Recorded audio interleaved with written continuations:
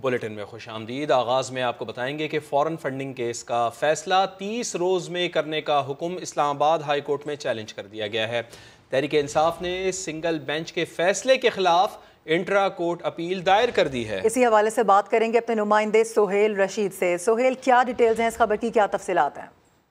देखिए, पाकिस्तान तहरीक इंसाफ ने इस्लामाबाद हाईकोर्ट में इंट्रा कोर्ट अपील दायर की है सिंगल बेंच के फैसले के खिलाफ, जिससे फैसले में यह कहा गया था इलेक्शन कमीशन को कि 30 दिन के अंदर पीटीआई की जो फंडिंग का केस है उसका फैसला किया जाए, जिसके बाद इलेक्शन कमीशन ने उसकी रोजाना समाअत का फैसला भी किया था। अब पाकिस्तान तहरीक इंसाफ के असद उमर ने इसे इस्लामाबाद हाईकोर्ट में फैसले को चैलेंज किया है। उनका ये कहना था कि जो फैसला है उसको गलत करार दिया जाए, क्योंकि जो अभी तक दीगर दो पार्टीज हैं उनकी फंडिंग का मामला भी इलेक्शन कमीशन के सामने मौजूद है, जिनकी स्क्रूटनी कमेटी की रिपोर्ट भी आना बाकी है। तो ऐसे में सिर्फ तहरीक इंसाफ के खिलाफ इस तरह कार्रवाई आगे बढ़ाना डिस्क्रिमिनेशन होगी। उन्होंने इस दौरान मीडिया ताज भी की और चीफ इलेक्शन कमीशन और इलेक्शन कमीशन को भी बतौर इदारा इस वक्त आगे वो गैर जानिबदार नहीं है। अब ये दरखास्त उनकी जानिब से जो इंट्रा कोर्ट अपील की सूरत में इस्लामाबाद हाई कोर्ट में दायर कर दी गई है। जी ठीक है, तफसीलात दे रहे थे आप, बहुत शुक्रिया आपका। आपको बताएं कि इस्लामाबाद हाई कोर्ट ने हुकूमत को साबिक वज़ीर आज़म इमरान खान को मिलने वाले तहाइफ की मालूमात देने के हुक्म पर अमल दरामद की हिदायत कर दी है। अदालत ने करार दिया कि इंफॉर्मेशन कमीशन के हुक्म पर कोई स्टे ऑर्डर नहीं दे रखा। जस्टिस मियां गुल हसन औरंगजेब ने रिमार्क्स दिए हैं कि पॉलिसी बनाई जाए कि जो भी तोहफा आए वो ख़जाने में जमा हो। अगर कोई तहाइफ घर ले गया तो वापस लें। बाहर से आए तहाइफ भी नुमाइश के लिए रखे जाने चाहिए। अगर कोई आइनी तशरीह है तो हम कर देंगे।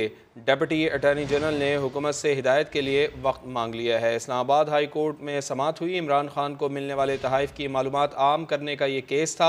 अदालत का तहाइफ की मालूमात फराहम करने का हुक्म पर अमल दरामद का हुक्म, इंफॉर्मेशन कमीशन के हुक्म पर हुक्म इम्तना नहीं दे रखा। अदालत की जानिब से ऐसा कहा गया। नौ मुंतखब वज़ीर आला पंजाब हमजा शहबाज से ओहदे का हलफ न लेने के खिलाफ दरख्वास्त समाअत के लिए मुकर्रर हो गई है। Chief justice Lahore high court कल दरख्वास्त पर समाअत करेंगे। इसी हवाले से बात करेंगे, अरशद अली हमारे साथ मौजूद हैं। अरशद, आगाह कीजिएगा इस हवाले से मजीद। जी बिल्कुल, जो है वो नौ मुंतखब वज़ीर आला पंजाब हमजा शहबाज से हलफ न लेने से मुतल्लिक दायर दरख्वास्त पर समाअत जो है वो कल होगी। Chief justice Lahore high court justice अमीर भट्टी जो है वो हमजा शहबाज की दरख्वास्त पर समाअत करेंगे, जबकि रजिस्ट्रार ऑफिस की जानब से जो इतराज़ात आयद किए गए थे इस दरख्वास्त पर उनको निपटा दिया गया है और बाकायदा तौर पर रजिस्ट्रार ऑफिस ने यह दरख्वास्त समाअत के लिए मुकर्रर करते हुए file chief justice Lahore high court justice अमीर भट्टी की अदालत में भेज दी है और कल इस दरख्वास्त पर समाअत होगी। इससे कबल जो है वो हमजा शहबाज की दरख्वास्त नामुकम्मल होने के बाद तो उसको वापस किया गया था। हमजा शहबाज ने अपनी दरख्वास्त में ये मौक़िफ़ तैयार किया है कि गवर्नर पंजाब नौ मुंतखब वज़ीर आला पंजाब से हलफ नहीं ले रहे, जो कि कानून और आइन की खिलाफ वर्जी है। अदालत फौरी तौर पर गवर्नर पंजाब को डायरेक्शन जारी करें कि वो नौ मुंतखब वज़ीर आला से हलफ लें। जी बहुत शुक्रिया आपका अरशद अली। दूसरी जानिब वज़ीर आज़म शहबाज शरीफ की ज़ेर सदारत वफाकी काबीना का पहला इजलास जारी है। मईशत, तवानाई और अमन की सूरत हाल पर ब्रीफिंग दी गई है। समाअत के नुमाइंदे उस्मान खान हमारे साथ मौजूद हैं। उस्मान, मईशत और तवानाई ये बहुत बड़े दो मसाइल हैं। मईशत को कैसे ठीक करना है, तवानाई के मसाइल पर कैसे काबू पाया जाए, वफाकी काबीना के पहले इजलास में इसके ऊपर तफसीली गुफ्तगू हो रही है। जी बिल्कुल, क्योंकि पहला इजलास है वफाकी काबीना का शहबाज शरीफ की ज़ेर सदारत, तो इसके साथ निकाती एजेंडा है उसका बुनियादी जो निकात हैं उसमें मौजूदा माशी सूरत हाल और चैलेंजेस जो हैं फाइनेंस डिवीजन जो है इस पर ब्रीफिंग दे रही है और काबीना की जानिब से शदीद तशवीश का इजहार किया गया है। इस वक्त जो पाकिस्तान की मुल्की मईशत है, जो बेरोजगारी का हाल है और इसके अलावा जो बजट का सारा है उस हवाले से तशवीश का इजहार किया जा रहा है। और 4 साल हुकूमत ने मुजरिमाना तौर पर गैर जिम्मेदाराना फैसले किए गए, काबीना की जब में ऐसा कहा गया और महंगाई, गुर्बत, बेरोजगारी, कर्जे और खसारे में इजाफा हुआ है। तशवीश का इजहार किया गया कैबिनेट की जानिब से। GDP ग्रोथ कम हुई है। इमरान खान के दौर में करप्शन आम थी। काबीना ने इस बात पर भी तशवीश का इजहार किया है और नए पाकिस्तान की हैसियत जो है इस वक्त वफाकी काबीना के इजलास में रखी जा रही है। उन तमाम अरकान के सामने है जो इस वक्त काबीना के इजलास में मौजूद हैं और तमाम तर मुल्की माशी, अमन अमान और तवानाई की जो सूरत हाल है उस हवाले से काबीना अरकान को दी जा रही है। जी बहुत शुक्रिया आपका उस्मान। वजीर आजम समेत काबीना के 24 मेंबरान जमानतों पर रिहा मुल्जिमान हैं। फवाद चौधरी का तंजिया ट्वीट लिखा, नई काबीना से चेयरमैन सेनेट के बजाय आईजी जेल खानाजाद हलफ लेते तो दुनिया को ज्यादा अच्छा और वाज़ेह पैगाम जा सकता था।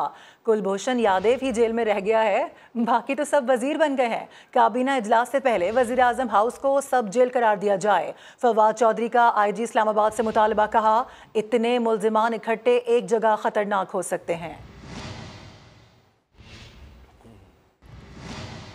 पाकिस्तान पीपल्स पार्टी के चेयरमैन बिलावल भुट्टो जरदारी गैर मुल्की एयरलाइन की परवाज़ से लंदन रवाना हो गए हैं। 3 जियाले वज़रा भी आज दोपहर लंदन रवाना हो जाएंगे। बिलावल भुट्टो जरदारी की क़यादत में वज़रा का वफ़द मियाँ मोहम्मद नवाज़ शरीफ से मुलाकात करेगा। नवाज़ शरीफ से मुलाकात के बाद बिलावल भुट्टो जरदारी वतन वापस आकर वज़ारत ख़ारजा का हलफ़ उठाएंगे। लंदन जाने वाले वफ़ाक़ी वज़रा में सैयद नवीद क़मर, शहरी रहमान और शाज़िया मरी शामिल हैं। और आपको बताएं कि वज़ीर आज़म शहबाज शरीफ ने 30 से ज़ायद अरकान पर मुश्तमिल वफाकी काबीना बना दी है। लेकिन क्या नई हुकूमत अपनी मुद्दत पूरी करेगी या कबल अज़ वक्त इंतखाबात हो जाएंगे? इस्लामाबाद से अरहम खान ने अरकान पार्लियामेंट से यही जानने की कोशिश की है, आपको भी दिखाते हैं।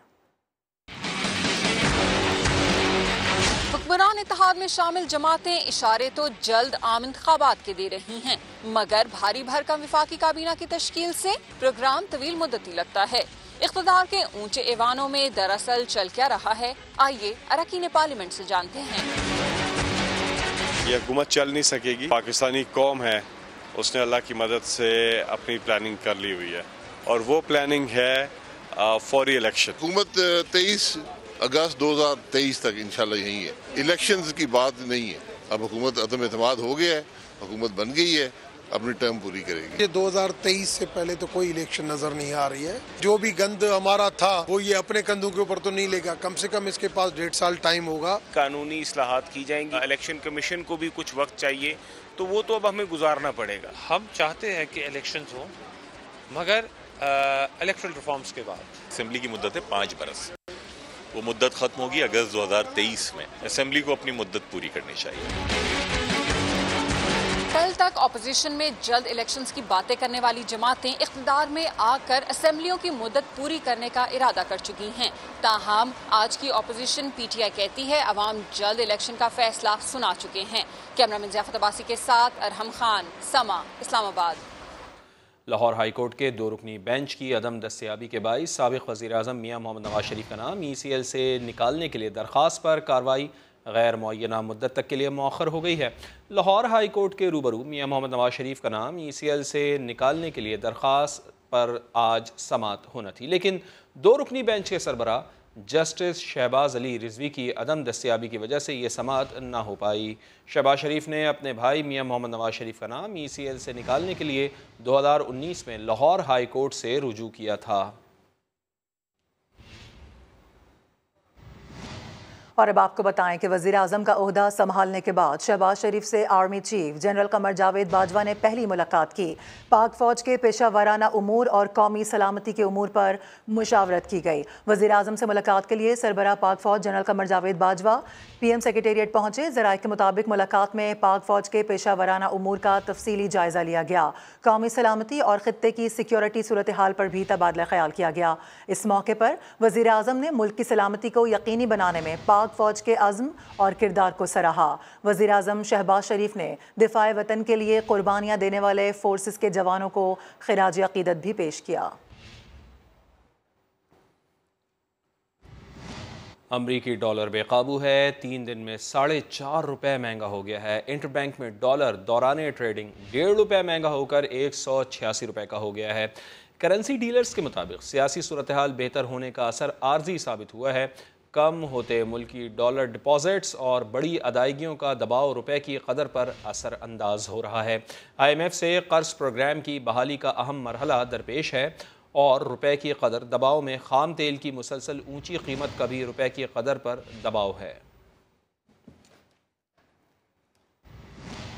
और अब महंगाई के सताए अवाम के लिए अच्छी खबर है। वज़ीर आज़म शहबाज शरीफ ने रमज़ानुल मुबारक में मुतवस्सित तबके को बड़ा रिलीफ पैकेज देने का फैसला कर लिया है। ईद तक आटे और चीनी की कीमतों में खुसूसी रियायत देने की हिदायत कर दी गई है। इसी पर रिपोर्ट तैयार की है उस्मान खान ने, आपको दिखाते हैं। कम से कम माहाना उजरत बढ़ाकर 25,000 रुपये हम कर रहे हैं। इसका इतलाक इसी 1 अप्रैल से हो। सिविल और मिलिट्री रिटायर्ड पेंशनर्स की पेंशन में 10% का फिलफौर ऐलान कर रहे हैं। वजीर आजम शहबाज शरीफ का आवाम को रिलीफ देने का मिशन जारी। कम से कम तनख्वाह और पेंशन में इजाफे के बाद रमजानुल मुबारक में पंजाब के आवाम के लिए बड़े रिलीफ का ऐलान। ईद तक आटे और चीनी की कीमत में खसूसी रियायत देने की हिदायत कर दी। पंजाब में 10 किलो आटे का थैला 550 रुपए से कम होकर 400 रुपए में फरोख्त करने का हुक्म दे दिया। यूटिलिटी स्टोर पर फी किलो चीनी की कीमत 70 रुपए मुकर्रर करने की हिदायत भी की। वजीर आजम का कहना है दीगर सूबे भी ये कीमतें मुकर्रर करने की कोशिश करें। पंजाब आटा और चीनी फरामी यकीनी बनाने के लिए बलोचिस्तान और आज़ाद जम्मू और कश्मीर की इमदाद करे। वफाकी हुकूमत जरूरत के मुताबिक बलोचिस्तान को इजाफी अदायगी करेगी। मुल्क भर के यूटिलिटी स्टोर्स में वज़ीर आज़म के हुक्म पर आटे और चीनी के रेट्स में कमी कर दी गई है। मज़ीद जान लेते हैं, समग्र नुमाइंदे शकील अहमद हमारे साथ मौजूद हैं। शकील साहब, बताइएगा कि यूटिलिटी स्टोर्स पर आटा कितने का मिलेगा, चीनी कितने की मिलेगी? इब्तदाई तौर पर तो रमजान पैकेज के लिए 8 अरब 28 करोड़ रुपए के पैकेज का ऐलान किया गया था, लेकिन वज़ीर आज़म शहबाज शरीफ ने अवाम को मजीद रिलीफ देने के लिए हिदायत जारी की थी इंतजामिया को। तो चीनी की कीमत में 15 रुपए फी किलो, आटे के 10 किलो थैले पर 75 रुपए की खसूसी कमी कर दी गई है। और मुल्क भर के यूटिलिटी स्टोर्स पर चीनी अब 70 रुपए फी केजी और आटे का थैला जो है 10 किलो का वो 400 रुपए में और 20 किलो का 800 रुपए में दस्तयाब होगा। अब बाकी जो सब्सिडाइज अशिया की कीमतों में कोई रद्दोबदल नहीं किया गया। लोगों से कहा गया है कि वो शॉपिंग के लिए जब आए तो अपना शनाख्ती कार्ड साथ लेके आए, क्योंकि 3,000 रुपए की अपर लिमिट मुकर्रर की गई है। जो भी लोग यूटिलिटी स्टोर पर शॉपिंग करेंगे वो ज्यादा से ज्यादा 3,000 रुपए तक का डिस्काउंट ले सकेंगे। तो ये एक बड़ा रिलीफ है अवाम को रमजान के दौरान जो हुकूमत की जानिब से दिया गया है। जी, बहुत शुक्रिया आपका। लेकिन दूसरी जानिब मामलात कुछ और कह रहे हैं। वज़ीर आज़म शहबाज शरीफ की हिदायत के बावजूद आवाम रिलीफ से महरूम है। 70 रुपए किलो चीनी और 400 रुपए में 10 किलो आटे का थैला सिवाय यूटिलिटी स्टोर्स के कहीं और नहीं मिल रहा। नई कीमतों पर रमज़ान बाज़ारों और आम मार्केट्स में अमल दरामद नहीं किया जा सका है। इसी हवाले से मज़ीद बता रही हैं शाहीन मशाल।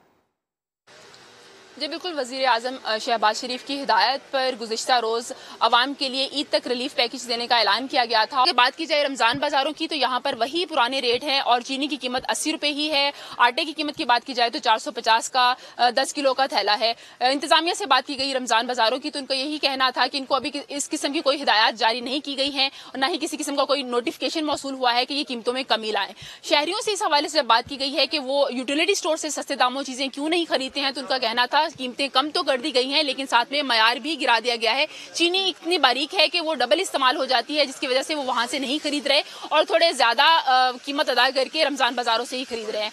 ये जो ऐलान किया गया था ये ऐलान पंजाब भर के लिए था और ये कहा गया था कि पंजाब भर में कीमतों में कमी लाई जाए। लेकिन ओपन मार्केट की अगर बात की जाए तो वहां पर चीनी की जो कीमत है वो 90 से 100 रुपए ही किलो ही दस्तयाब है और आटे के भी वही रेट हैं। तो शहरियों की जानिब से ये मुतालबा किया जा रहा है कि कीमतों में कमी लाई जाए, साथ में मयार को भी बरकरार रखा जाए और सिर्फ मखसूस दुकानों पर जो कीमतें हैं उनको कंट्रोल नहीं किया जाए, बल्कि पंजाब भर में आम दुकानों पर भी कीमतों का तयन किया जाए ताकि शहरी हर जगह से मुस्तफीद हो सके। जी बहुत शुक्रिया आपका शाहीन, आप हमें आगाह कर रही थी। फैसलाबाद के रमज़ान बाज़ारों में चीनी और आटे के लिए लंबी लंबी कतारें ख़त्म। हुकूमत ने चीनी की कीमत 70 रुपये और 10 किलो आटे की कीमत 400 रुपये मुकर्रर कर दी है। अवाम बड़े रिलीफ से कितने खुश हैं बता रहे हैं अब्दुल अहद। जी अब्दुल अहद। जी बिल्कुल, हुकूमत की जानिब से एक बड़ा रिलीफ दिया गया है आवाम को। चीनी और आटे की मद में एक सब्सिडी दी गई है। चीनी की कीमत जो पहले 80 रुपये रमजान बाजार में या यूटिलिटी स्टोर पर मिल रही थी, इस वक्त उसकी कीमत को कम करके 70 रुपये कर दिया गया। और बड़ी बात यह है कि रमजान बाजार, यूटिलिटी स्टोर और ओपन मार्केट में अब एक ही रेट पर चीनी दस्तयाब होगी, जिसके बाद देखा जा रहा है कि रमजान बाजारों में जो लंबी लंबी कतारें लगी होती थी चीनी आटे के स्टॉल्स पर, वो काफी ज्यादा हद तक जो है वो कम हो चुके हैं, बल्कि तकरीबन खत्म ही हो चुकी है। आटे का रेट रमजान बाजार के अंदर जो है वो 400 रुपये 10 किलो के थैले का कर दिया गया है, जिसके बाद आवाम जो है वो काफी ज्यादा खुश भी नजर आ रही है और मुतमईन भी है कि महंगाई जो बढ़ती जा रही थी हुकूमत उसको कंट्रोल करने में काफी हद तक कामयाब नजर आ रही है। जी अब्दुल अहद, बहुत शुक्रिया आपका। और वफाकी वज़ीर ख़जाना मिफ्ता इस्माइल का ट्वीट सामने आ गया है। कहते हैं जो गंदम और चीनी हम बरामद करते थे वो दरामद करने पर मजबूर हो गए हैं। रुपए की कदर और ज़र मुबादला के ज़खायर में रिकॉर्ड कमी हो रही है। और असद उमर साहब कह रहे हैं कि मईशत अच्छी है, गलत बयानी की भी कोई हद होती है।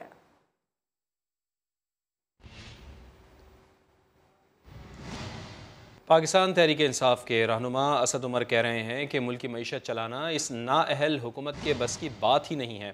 नई सरकार के वज़ीर ख़जाना मिफ्ता इस्माइल की कांपे अभी से टांग रही हैं। उन्होंने एक बार फिर अवाम में जाने और फौरी इंतखाबात कराने का मुतालबा दोहराया। अगर अभी से आपकी कांपें टांगना शुरू हो गई हैं तो इसलिए तो हम आपको आसान हल बता रहे हैं। ये आपके बस की बात नहीं है, ये ना है लोगों का, ये एक गैर फितरी इम्पोर्टेड हुकूमत के बस की बात नहीं है कि पाकिस्तान की मईशत को चलाएं। सिर्फ 4 हफ्ते के अंदर तहरीके अदम एतमाद जमा होने के बाद 1/4 पाकिस्तान के रिजर्व जो हैं वो खाली हो चुके थे। किसी सूरत में ये कौम नहीं कर सकती कि ये एक इम्पोर्टेड हुकूमत जिसमें हर रोज सुबह और शाम और दोपहर कोई ये तहादी उठता है, वो बोलता है ये नामंजूर और वो नामंजूर, ये हुकूमत नहीं चल सकती। आपने देख लिया है कि चंद हफ्तों के अंदर जो पाकिस्तान की मईशत को शदीद नुकसान पहुंचा है। इसलिए एक दफ़ा फिर हम ये कहेंगे कि अगर आप वाकई जमहूरियत में यकीन रखते हैं, अगर आप वाकई पाकिस्तान के अवाम की ताकत में यकीन रखते हैं, तो आए अवाम के पास चलते हैं, पाकिस्तान के अवाम को फैसला करने दें। और हुकूमत में आने से पहले महंगाई मुकाओ मार्च करने वाली नून लीग ने महंगाई बढ़ाने का ऐलान कर दिया है। साबिक वज़ीर आज़म शाहिद खाकान अब्बासी ने कहा है कि बिजली और पेट्रोल की कीमतों में इजाफे का बोझ आवाम को बर्दाश्त करना होगा। उनका ये भी कहना था कि नैब को ख़त्म किए बगैर मुल्क आगे नहीं बढ़ सकता। नैब को रखना है या ख़त्म करना है, हुकूमत को अब बड़ा फैसला कर लेना चाहिए। डीजल की कीमतें जितनी इमरान खान की हुकूमत में ऊपर गई 75 साल में कभी नहीं गई।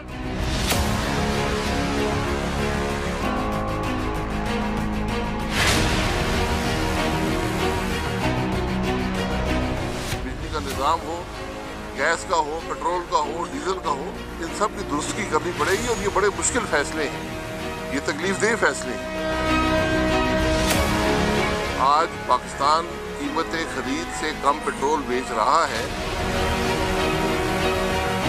जिसकी कीमत आपको 200 अरब महीने की पड़ रही है। दुनिया में कोई मुल्क ये नहीं कर सकता। ना आपके फंडिंग हो, ना आपके बजट में गुंजाइश हो, वो फैसले हमेशा उसका बोझ अवाम पर पड़ता है। आज हुकूमत के पास एक बड़ा फैसला है कि नैब को ख़त्म करना है या रखना है। अगर ये इदारा रहेगा आपका मुल्क नहीं चल सकता। जो सरान है हुकूमत के, उन्होंने बड़ा वाज़ेह कहा है कि अगर ये नैब रहेगा तो हमने कोई फैसले नहीं करते, हुकूमत नहीं चलेगी।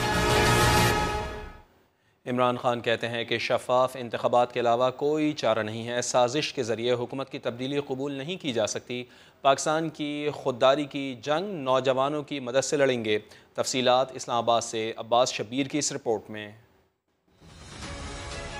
साबिक वज़ीर आज़म और चेयरमैन PTI ने नौजवानों के जरिए पाकिस्तान की खुददारी की तहरीक शुरू करने का ऐलान कर दिया। खुददार जवान खुददार पाकिस्तान के नाम से मुहिम शुरू की जाएगी। फोकल पर्सन बराए यूथ अफेयर्स उस्मान डार को मुहिम लॉन्च करने की हिदायत कर दी। चेयरमैन PTI ने कहा कि पाकिस्तान के नौजवान बाशऊर हैं, अच्छे बुरे का फर्क जान चुके, वो मेरी तहरीक का कलीदी हिस्सा होंगे। मुहिम के तहत मुल्क भर में नौजवानों के कन्वेंशन का इनेकाद किया जाएगा। नौजवानों को पार्टी की फैसला साजी में भी शामिल किया जाएगा। इमरान खान ने सोशल मीडिया पर जारी वीडियो पैगाम में अवाम से 21 अप्रैल के लाहौर जलसे में शिरकत की अपील भी कर दी। दूसरी जानिब इमरान खान की ज़ेर सदारत PTI की सियासी कमेटी का इजलास भी हुआ। चेयरमैन PTI ने 20 अप्रैल को समाजी राब्तों की साइट्स पर कारकुनों से खिताब करने का ऐलान किया। PTI official social media team को तैयारियों की हिदायत कर दी गई। इमरान खान का कहना था कि शफाफ इंतखाबात के जरिए अवाम को उनके मुस्तकबिल का मौका देने के अलावा कोई चारा नहीं। साजिश के जरिए हुकूमत की तब्दीली काबिल कबूल नहीं। ऐसा हुआ तो कोई सरबराह बैरूनी दबाव का सामना करने की जसारत नहीं करेगा। और अभी खबर यह है कि चेयरमैन PTI इमरान खान ने खुददार जवान खुददार पाकिस्तान मुहिम शुरू करने का ऐलान कर दिया है। शहर शहर नौजवानों के कन्वेंशंस मुनक्किद करने की जिम्मेदारी उस्मान डार को सौंप दी गई है। समा के नुमाइंदा खुसूसी टिक्का खान सानी इस वक्त उस्मान डार के साथ मौजूद हैं, उनके पास चलते हैं। इस वक्त मेरे साथ मौजूद हैं इमरान खान के यूथ अफेयर के फोकल पर्सन उस्मान डार। इनसे हम बात करते हैं। उस्मान डार, ये क्या नई कैंपेन नौजवानों को किस तरफ लगा दिया आपने? ये खुददार जवान के प्लेटफॉर्म से खुददार पाकिस्तान जो जिसकी हम बात कर रहे हैं, उसमें हम पाकिस्तान के सभी नौजवानों को दावत देने जा रहे हैं और एक मेगा कन्वेंशन का इनकाद करने जा रहे हैं इस्लामाबाद में, जो ईद के बाद करेंगे।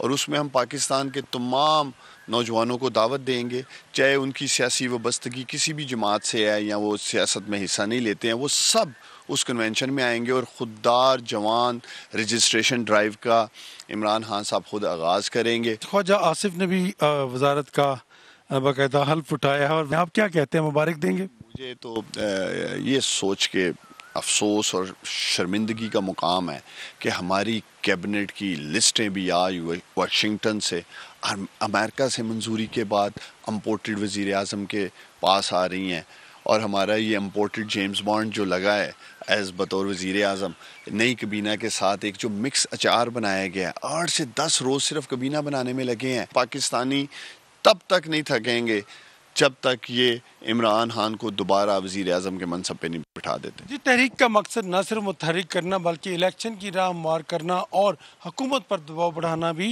यकीनन एक हिस्सा लग रहा है तहरीक का।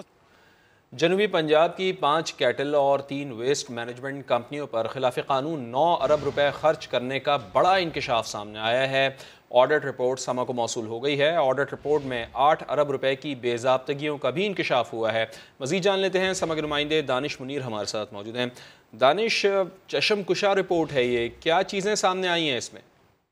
बिल्कुल, ऑडिटर जनरल ऑफ पाकिस्तान की जानिब से जनूबी पंजाब की 8 पब्लिक सेक्टर कंपनीज में 9 अरब रुपए की बेज़ाब्तियों की निशानदेही की गई है। ये कंपनियां जो है वो बहावलपुर, डेरा गाजी खान, फैसलाबाद, मुल्तान और साहिवाल में कानून की खिलाफ वर्जियों करते हुए बनाई गई थी। इसमें इंकशाफ हुआ कि बहावलपुर वेस्ट मैनेजमेंट कंपनी में, फैसलाबाद और मुल्तान में भी मुबैना करप्शन बेनकाब हुई। ऑडिट रिपोर्ट में बताया गया कि 43 केसेज की निशानदेही में 8 अरब रुपए की बेज़ाब्तियां हुई, जिसकी कंपनियों ने 75 करोड़ 52 लाख रुपए के फंड की धोखाधड़ी से इस्तेमाल किए गए, जबकि 5 करोड़ 34 लाख रुपए का सरकारी खजाने से खर्च किया गया, मगर इसका रिकॉर्ड ही गायब कर दिया गया। जबकि शहरियों से गैर कानूनी तौर पर फीसों की वसूली का सिलसिला भी जारी रखा गया। ये जो सफाई की कंपनी जिसमें के लिए किराए पर ली गई गाड़ियों में भी बेज़ाब्तियों का जो है इंकशाफ हुआ है और ऑडिटर जनरल पाकिस्तान की जानिब से खिलाफ कानून अदायगी की इंक्वायरी करने की सिफारिश की गई है और अदालत के सरबराहान को रिकॉर्ड फराहम न करने वाले अफसरान के खिलाफ भी कार्रवाई की सिफारिश की गई है। ऑडिटर जनरल ऑफ पाकिस्तान की रिपोर्ट में ये जो है वो अहम इंकशाफ हुआ है। ये 8 जो कंपनियां, इसमें 5 कैटल और 3 वेस्ट मैनेजमेंट कंपनियां हैं, जिनसे अरबों रुपए के जो है वो खिलाफ कानून खर्च करने का इंकशाफ हुआ है। बहुत शुक्रिया आपका। और पाक सरजमीन पार्टी के सरबराह मुस्तफ़ा कमाल ने कहा है कि इमरान खान की हुकूमत सिर्फ एक पोस्टिंग की मार थी। कराची में न्यूज़ कॉन्फ्रेंस के दौरान मुस्तफ़ा कमाल ने कहा कि एक पोस्टिंग होते ही उनकी हुकूमत एकदम से आ गिरी। एक पोस्टिंग ने 22 साल जद्दोजहद की औकात बता दी है। गया कि आपकी सारी सुनामी, आपकी सारी तब्दीली, आपका सारा कुछ, ये जो 22-25 सालों का सारा ड्रामा था और आपकी हुकूमत एक पोस्टिंग की मार थी। टोटल एक पोस्टिंग, एक ट्रांसफर पोस्टिंग की मार थी। एक ट्रांसफर पोस्टिंग से आप धड़ करके जो है वो मुंह के बल नीचे गिर गए, इतनी सी औकात थी आपकी। उधर इस्लामाबाद में मुल्जिमान की फायरिंग से शहीद होने वाले पुलिस एहलकार मोहम्मद आकिब की नमाज जनाजा पूरे सरकारी एजाज के साथ अदा कर दी गई। आदिल तनूली की रिपोर्ट।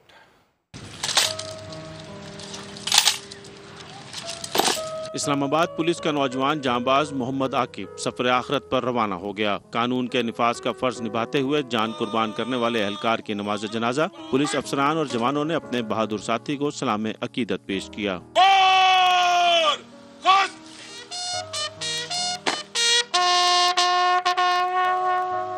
आईजी इस्लामाबाद एहसन यूनुस और डिप्टी कमिश्नर इरफान नवाज मेमन ने मैयत पर फूलों की चादरें चढ़ाई। आईजी एहसन यूनुस का कहना था कि हम लवाहिकीन के साथ शाना बशाना खड़े हैं। मुल्जिमान को जल्द गिरफ्तार करके कानून के कटहरे में लाया जाएगा। मैयत को पूरे एजाज और एहतराम के साथ तदफीन के लिए रवाना किया गया।